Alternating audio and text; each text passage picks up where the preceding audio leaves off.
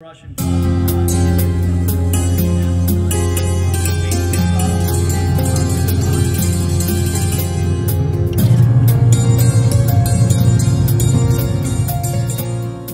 And so it takes us only 8.5 minutes to get from Earth to space where we are in microgravity.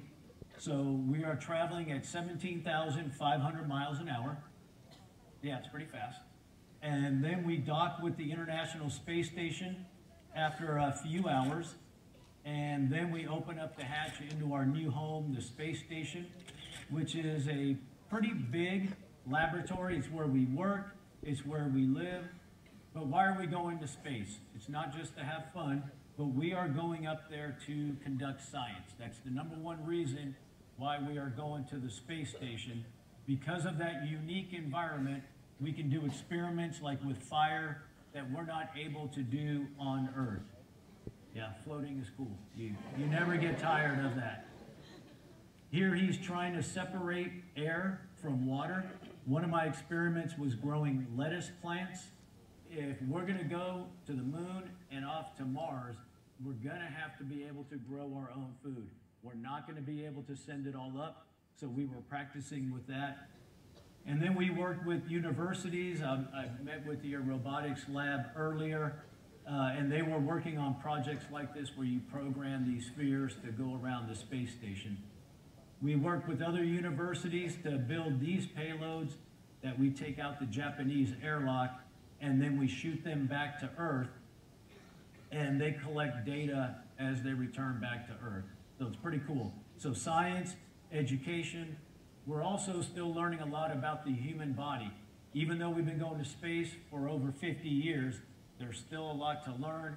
So we take blood sample, urinalysis samples, we store them in this -80-degree freezer, and then when we come home, we can take that back to the scientists to then do their analysis. So we do have to work out a lot in space. We spend about 2 hours every day. This is a resistive exercise device. It feels like you are lifting weights in space. And we have to do this so that our muscle mass stays strong while we're floating around. So we spend an hour doing that. We spend the other hour doing cardiovascular, either on a treadmill. This treadmill is actually on the wall. It's not on the floor. But it doesn't matter if you're on the wall. So you can be on the floor, you can be on the wall, on the ceiling, it all feels the same. So how do we get all of our supplies? We have these cargo vehicles that will come up, and there are various private companies that are doing that for us, leaving from the east coast of the United States. And once they get to orbit, we have to capture it with the robotic arm. And then once we capture it, we then attach it to the space station. Then we can go in and we can take out all of our supplies. When they show up, they might bring us fresh fruit. Every now and then they'll give us ice cream. And so they're kind of nice, but you can see these big bags. It's super easy. If we were in space right now, I could take that bag and just float it out to all of you up there, and it'd be super easy. And if you're lucky enough, you get to go out and do a spacewalk. We don't do them just for fun. Anytime we go out is to do some type of repair on the International Space Station. I've been lucky enough to do 3 of these, and yes, it's a little bit scary. But we have this really big swimming pool in Houston, and that is where we train. And then once you go out the door in your spacesuit, you go back to your training. Here are some of my colleagues working on the robotic arm. And then I had the opportunity to get on the end of the arm while somebody was flying me around. And it's a pretty crazy feeling when you're not hanging on to anything and you're out there in the middle of space. And after about 6 or 7 hours, you come back in and then you're hungry and it's time to eat. So here's just maybe a minute or so showing you the beauty of Earth from space.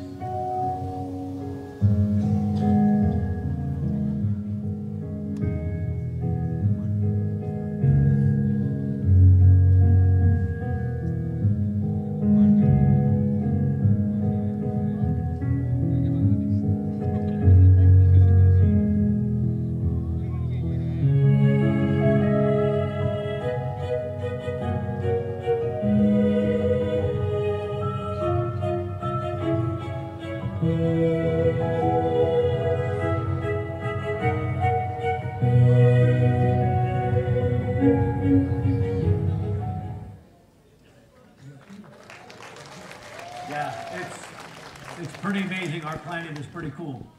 And then after 6 months, you hand over the keys to the space station to the other crew. Then you get back into your very uncomfortable Soyuz spacecraft. You undock from the space station, and within an hour or so, you are back on Earth, which is kind of weird. You go from floating in space to going through the atmosphere. That's what's happening there. If you didn't know that was supposed to happen, you'd be very, very frightened.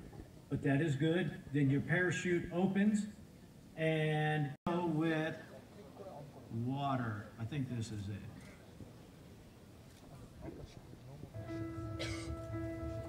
So here are a couple of crazy astronauts and cosmonauts, and they made this water bubble. If I stop it right there, yeah, I know, that's a Russian. He's a funny-looking guy, but pretty cool. What do you notice in that picture? His image is inverted. When the bubble was smaller, it was not. And so you're dealing with the light refraction in the bubble. So it's pretty cool. This is, even though we have fun, we're still doing science because science is fun. Now what they're going to do is they're going to take this GoPro camera and they're going to release it, and it's going to go inside the bubble so you can see what it would be like to be inside of a bubble.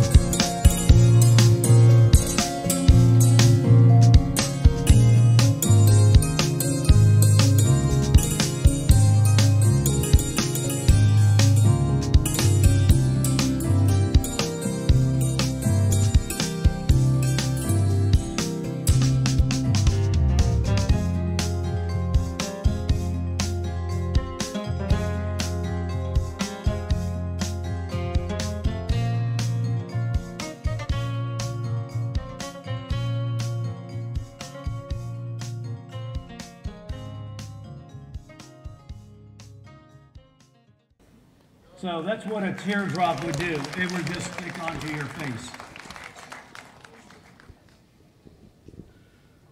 All right. Let's see. I like that video because it looks cool. And so these are our crew quarters where we sleep. And you can see some are on the walls. One of them is on the floor, and one of them is up on the ceiling. But you can't tell. They all feel the same when you get in there. And that's one of the most amazing things about being in space is that there's really no up or down. The only way we know what direction is up is because of where the lights are located and the numbers that we use. But the great thing is, if I had to fix something that's down here, you don't have to worry about bending over. You just, you flip your body upside down and you can go anywhere. So it takes a little bit of time, but I like that because it just shows you that orientation doesn't matter when you're in space. All right, next question. Being a school teacher, okay? Teachers all know this. We all plan, right? We have our lesson plans, everything is great. We're gonna talk about this, and then what happens? You, all of you, come into the classroom and you mess it all up because you ask a question the professor wasn't thinking about. You break something over here in the robotic lab. I don't know, students do crazy things, okay? And as a teacher, you have to know how you go from a perfect plan to chaos and how you adapt. And that's what we have to do as astronauts as well. We can't plan for everything, and so you have to know how to adapt. So, the point of the story is not to make mistakes, okay? We're all going to make mistakes, and you're going to learn from those mistakes. But all of those choices that I made, I don't know that I knew it at the time, but every single one of those, they were a challenge for me. I was learning new things. So whatever you choose to do, just make sure you are growing. Make sure you are pushing your brain and your body places that might be a little bit uncomfortable, because that is how you grow and that is how you learn. So that's kind of how I became an astronaut. And I think, the advice I have for all of you is, continue with your education. You have an amazing facility right here. You have an amazing opportunity, so please take advantage of it. I've heard about some of the programs. It is super impressive. Don't be afraid to make mistakes, because everybody makes mistakes. If they say they don't, they're lying to you. And so it's okay to make mistakes if you learn from them. So your future is very, very bright. It has been, people are saying that I'm inspiring you, but you all have inspired me today with your questions, your enthusiasm. My life will never be the same because of this experience today. So I thank you for all of that. And I don't know if we have any final words, but before I get off the stage, I'm just going to hit play on a video so you guys can see space one more time before I leave. Time? All right.